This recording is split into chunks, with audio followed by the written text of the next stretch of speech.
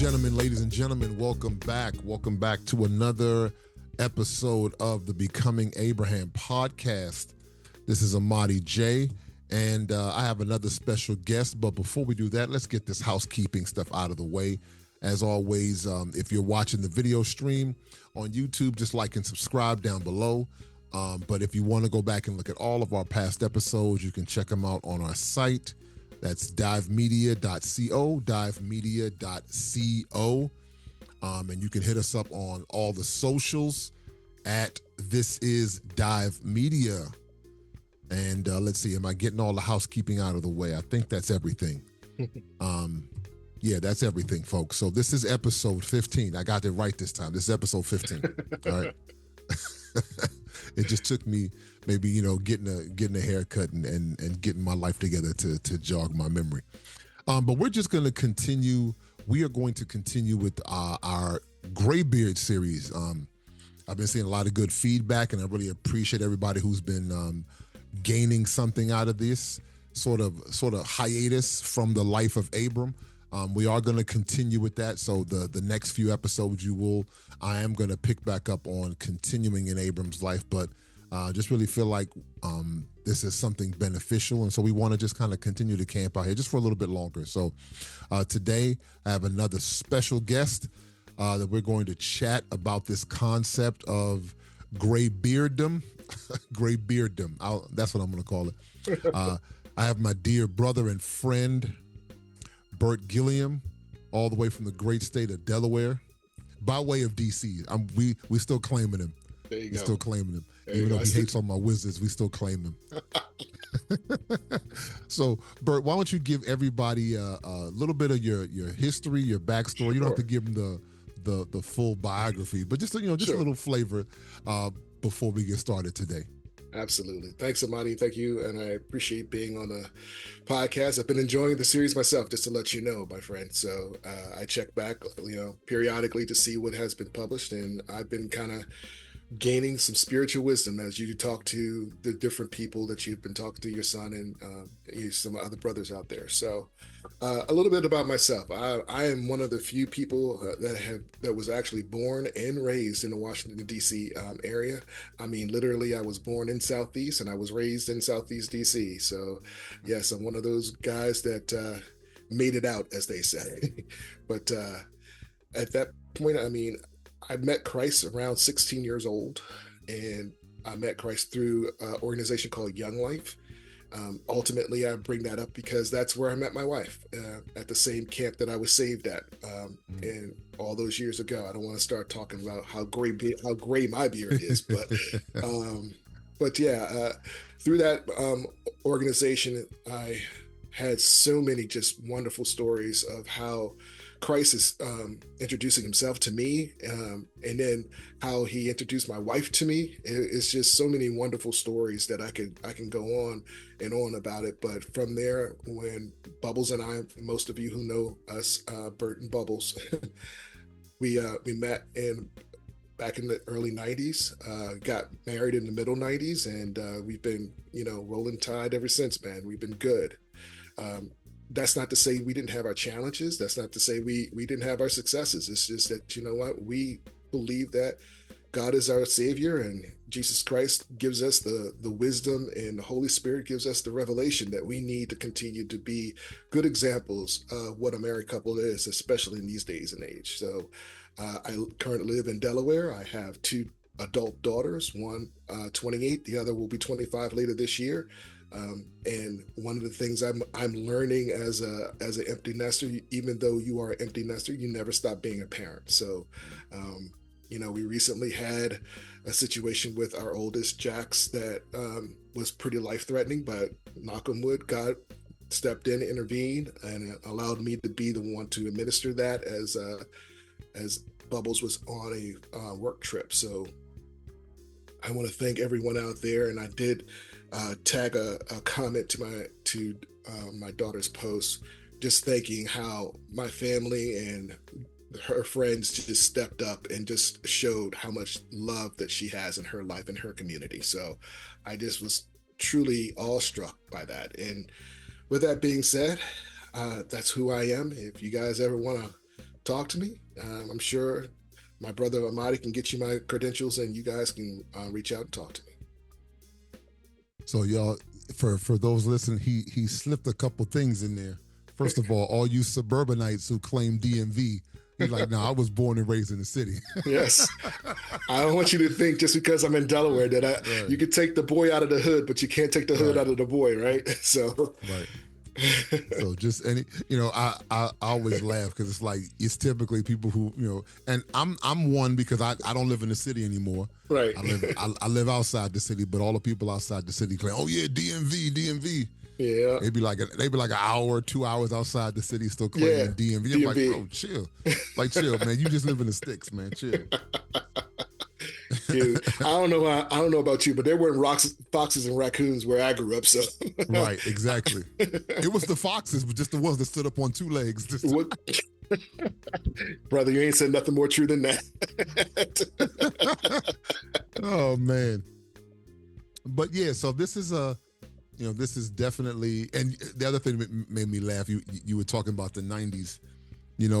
My wife and I, we went down to the National Harbor, and there was this store down there called like Good Old Days or Good Old Times, something like that. Something like, oh, one of them little old time stores. So in my mind, I'm thinking like the 60s or whatever. So we start walking in. I start seeing like Will Smith and Martin Lawrence and In Living Color. And I'm like, this stuff's from the 90s. I said, wait a minute. So I looked at my wife, I said, wait, are they saying that the 90s are the good old days? I was like, oh no. She's like, yeah, dear. For someone who's like maybe a teenager or in their 20s, the 90s were like the good old days. And I'm like, oh shoot. Here I am thinking about the 60s and 70s. They're like, nah, that's ancient times now. The 90s are the good old days. So Yeah, everybody listening, that's the 90s are my stomping ground as well. So yeah, for everybody listening, yes, the 90s are not that long ago. no, they're not. It might seem like it. At least in my mind, it's not. It was just yesterday. Hey, And then you look at the calendar and you realize it was like 30 years ago. 30 years ago, yes. Anyhow, but there you are, folks. Nostalgia from a couple of graybeards. So with that being said, though, let's pivot, because if you've been listening, and forgot for the audio folks, that's what I forgot in the housekeeping. If you're listening on an audio, Apple, Spotify, all that stuff, please give us a 5-star review. But if you've been listening to the previous episodes or watching the YouTube stream, so we have been sort of doing a deep dive into the life of the man Abram in the book of Genesis. Like I always like to preface our discussions by reminding people to listen, like, my choice is to follow the God of the Bible. And for anybody listening, that may not be your choice, but I just ask that you have an open mind, right, to listen. And I believe that if you have an open mind and an open heart, you'll be able to gain some of the truth, because universal truth is universal no matter who or what you choose to follow. In Genesis 14, Abram is, and I'm skipping ahead pretty quick because, if you want to go back and listen to some of the previous episodes on some of the earlier aspects of his life, I encourage you to go back and listen. But in chapter 14, doing a quick rehash, if you've never listened to us before, in Genesis chapter 14 in the Bible, the man Abram has an encounter. He had just come from war with 9 kings. It was 4 against 5. Big war. And Abram comes back from war and he meets with a man who you haven't seen any mention of yet so far in the text. And then he has a conversation and a subsequent meeting. This man is Melchizedek.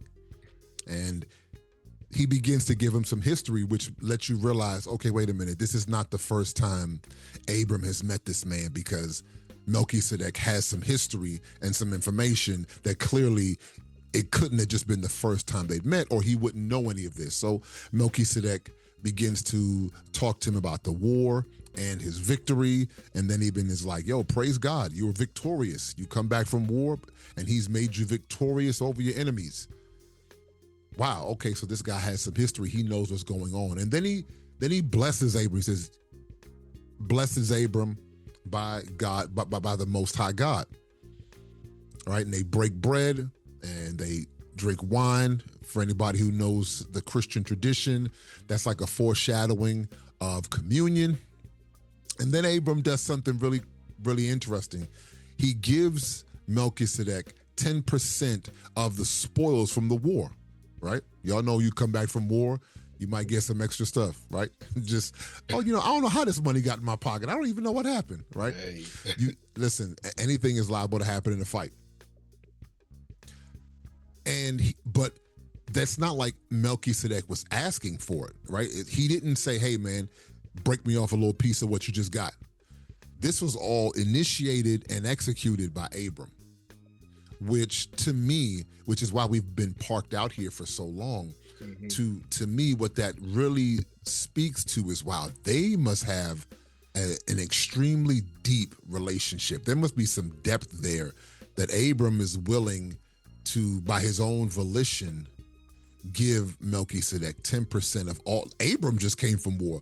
Melchizedek didn't come from war, right? His brother was chilling. That's right. His brother Abram just came from war. And to come from war and have that level of those types of strong feelings and connection with the man Melchizedek really speaks to the depth of their relationship. And so that really sort of takes us into this idea of what, and I like to coin it a gray beard. What are your thoughts, Bert, on just the concept of having a gray beard in your life? Having that, individuals, or however you want to structure it, who are an opportunity for you to bounce ideas off of, to gain insight, to gain wisdom, to ask questions, to work through stuff. What are your thoughts on just that concept for having that person in one's life? It's a great question, Amadi. And for me, it was multiple individuals, just to let you know, blood related and some just very good family friends and things of that nature. So, but I can't tell you how important it is to have someone that has already been through what you're about to go through, if that makes sense. Right. There is something very special about having the experience to help one that's coming into that season navigate the pitfalls, chaos, success, and highs through that season.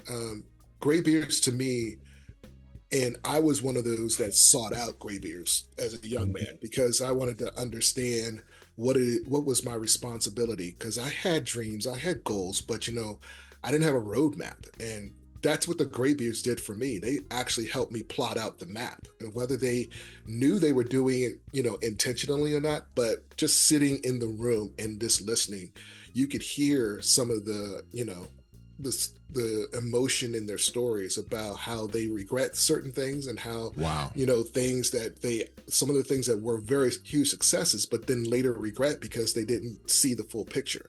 So it's important to have that type of individual or individuals in your life that can help you kind of associate your own goals, dreams, and say, okay, well, how did you approach a specific situation? So graybeards to me are a necessity. I know that as our society goes today, that they're kind of frowned upon and looked at as, people from the last century. But if you are listening to this, I'm going to say the one thing that you can use to make sure you don't repeat the sins of the past is listening to some graybeards.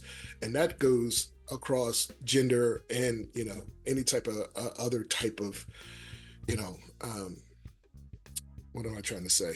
Any type of relationship that you have, because graybeards can, and women are going to hate me for this, but you can get wisdom from a woman as well, because this is something that it has no gender tied to it, but in the sense of what we're talking about with Melchizedek, it is a older man helping out a younger man. So for me, I sought out older men because while women were giving me a lot of good information, I didn't understand the emotion behind it from a masculine perspective, and I needed to seek out a graybeard. So that's just how it worked for me in my life.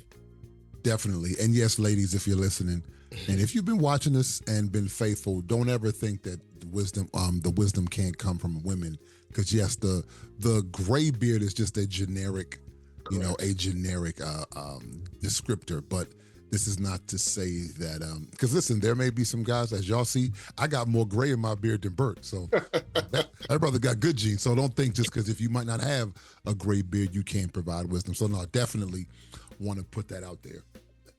You you said something really critical there that I wanted to highlight, and we could even go a little further in it.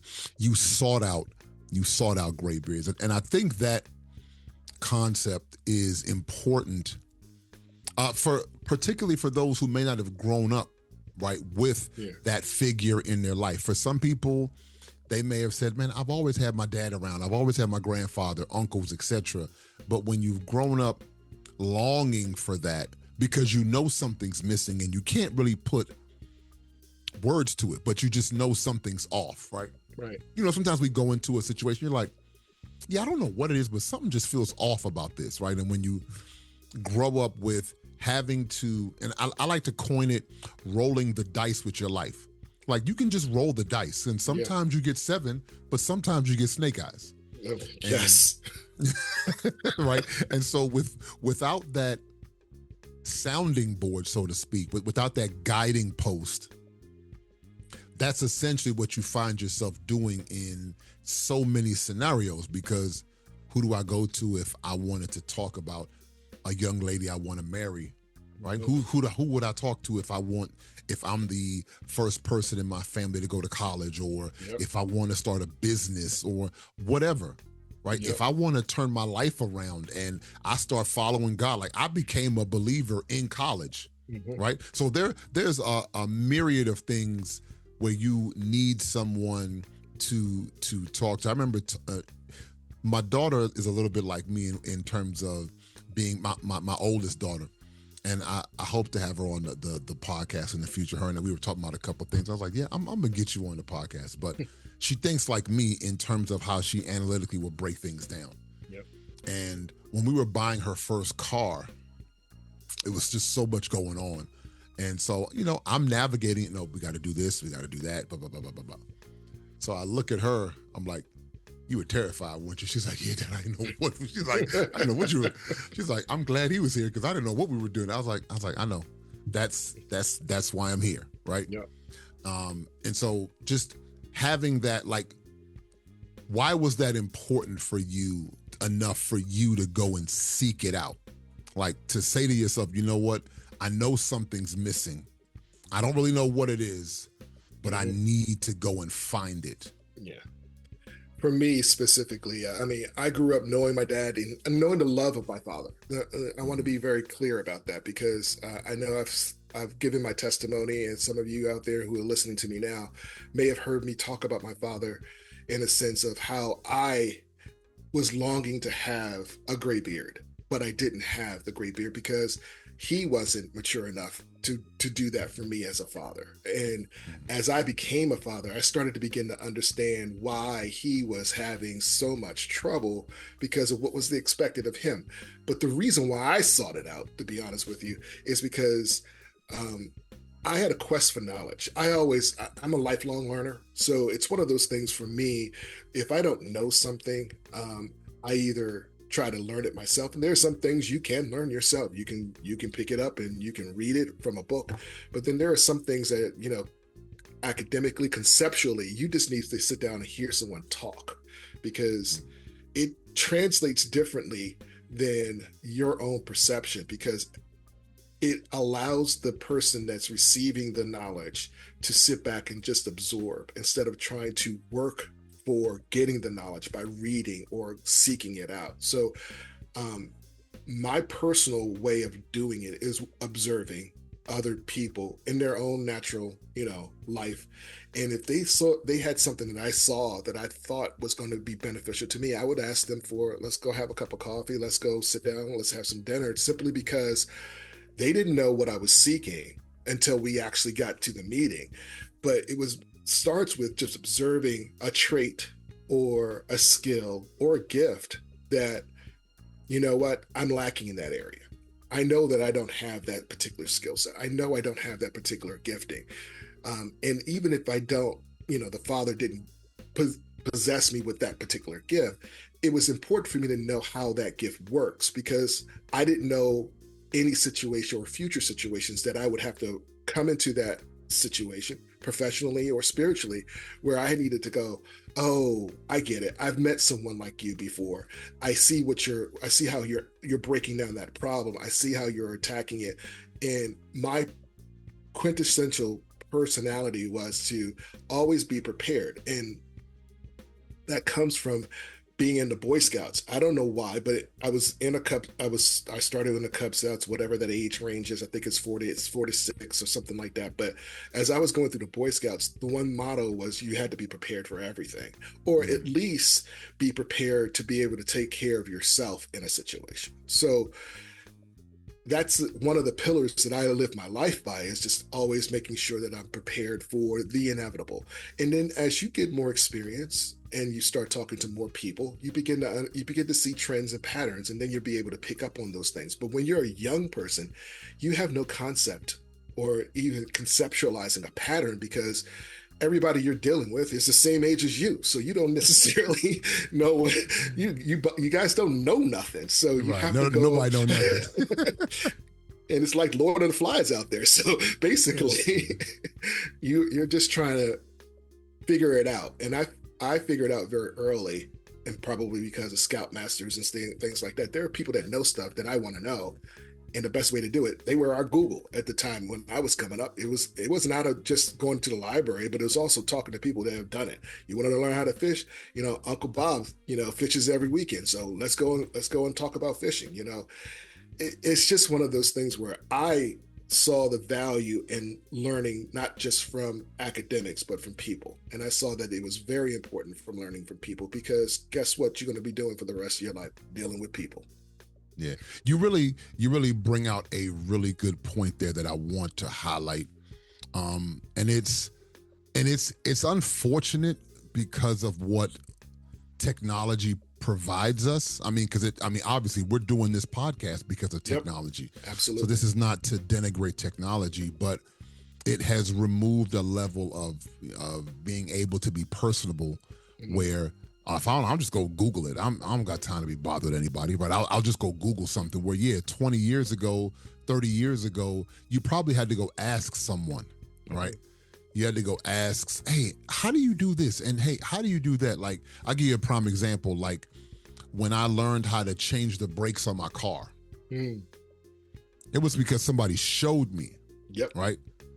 Hey, this is what you do. And even when you take the seat clamp and you push the brake fluid back up, this is all the things you got. I'm like, oh, okay. Oh, cool. You got to do.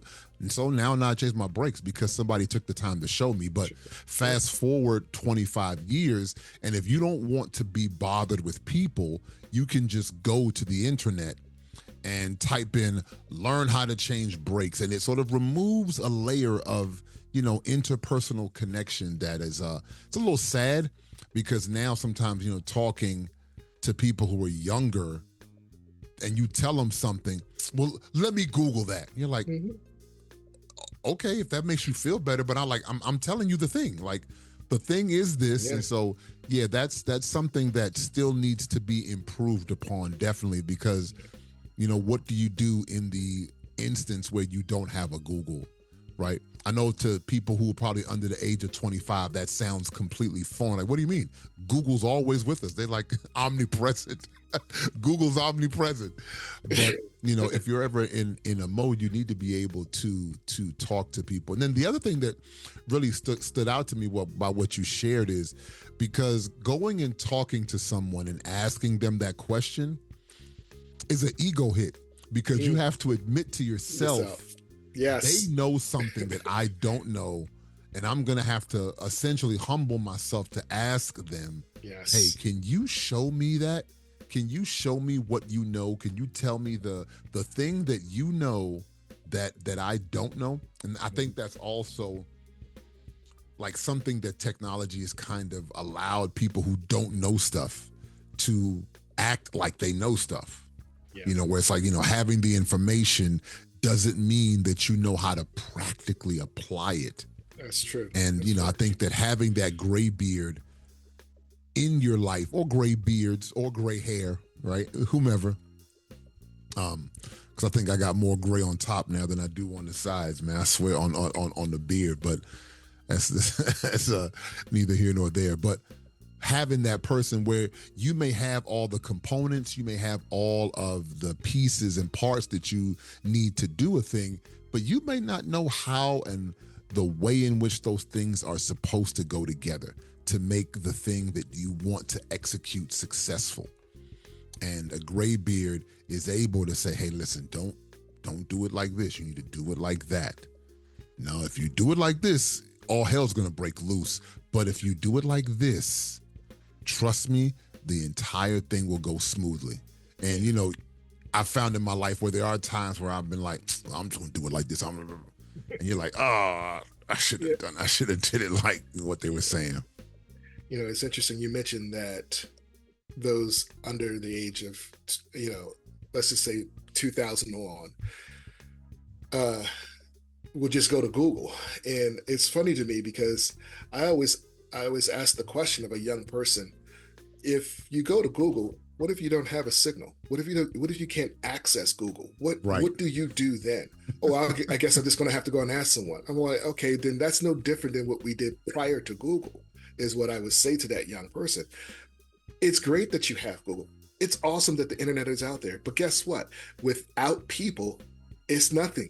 It's still nothing.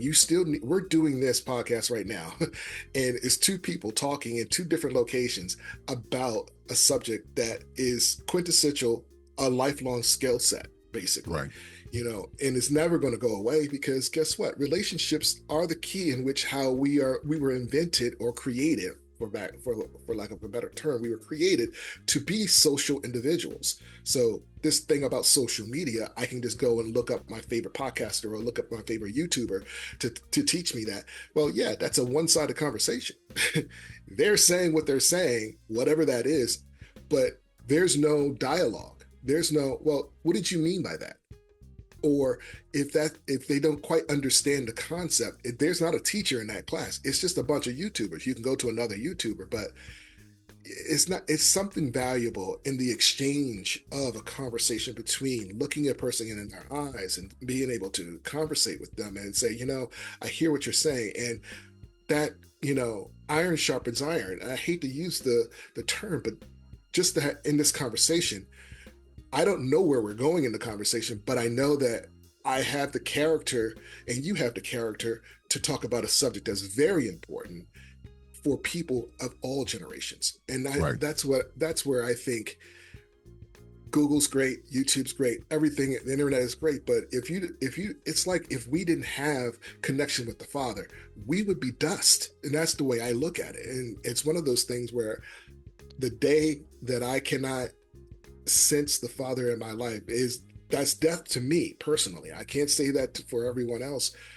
but it's comforting to know that I have men like you in my life, and I also have other young men coming to me. I mean, I was just talking with Bubbles about a couple that is going through some stuff right now, because it's just life is just building on top of them, and they're sniping at each other. And Bubbles and I were just talking about it, and I was like, we were there. We know what this is like, so we can help them navigate through this, because all they see is red in each other. They don't see that what you guys are talking about are the same exact thing. And that's where gray beard comes in, or gray hair comes in, and say, hey guys, you need to stop beating up on each other. You're a team. And you need to kind of figure out, well, why are you hurt? And then you figure out from there how you're gonna heal. And that's not something that you can go to a Google or a YouTube channel to always get, because it's been my opinion and it's been my observation that all you're going to do is subscribe to the theories that you already believe in. You're not going to look for the alternate theory. And for me, I want to be a well-rounded person. I may not agree with you, but I want to hear your opinion, because there's value in that to me. And that's a really good point. Let's flesh that out a little bit more, because, and it's proven statistically that people are that, which is why the algorithm works the way it does, in terms of, I'm just going to go and seek out things that reinforce what I already think, what I already believe, the perspectives I already have. It's human nature. I am not going to go out and seek, perspectives that are in contrast to my own. So, but a graybeard, someone who knows more than me, who is wiser than me, has lived a little bit longer than me, but also, and I like to make sure that I say this because it's critical, also has my best interest at heart. That's quintessential, Amadi. I Yeah, think that's that is, yeah.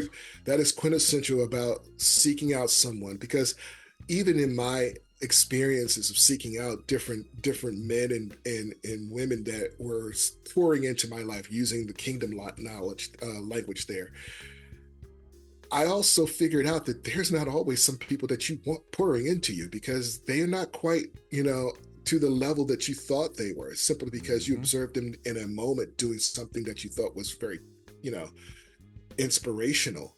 That doesn't mean that they carry the genuine article. The authenticity is not there. So it's important that the authenticity about wanting to have the conversation with you is immensely important, because Yes. other than that, you're just getting another data point. I'm an IT guy. I went to school for IT. So to me, there's 1,000 data points, millions of data points out there. But if you're only going to subscribe to the data points that reinforce your line of thinking, you're never going to grow as a person. So. Right. And that's, listen, the graybeard having your best interest at heart, sometimes your best interest may be to be confronted on a perspective that you have, right? So that's why I always make sure that I reiterate, they have your best interest at heart, even if it's what you don't want to hear in the moment.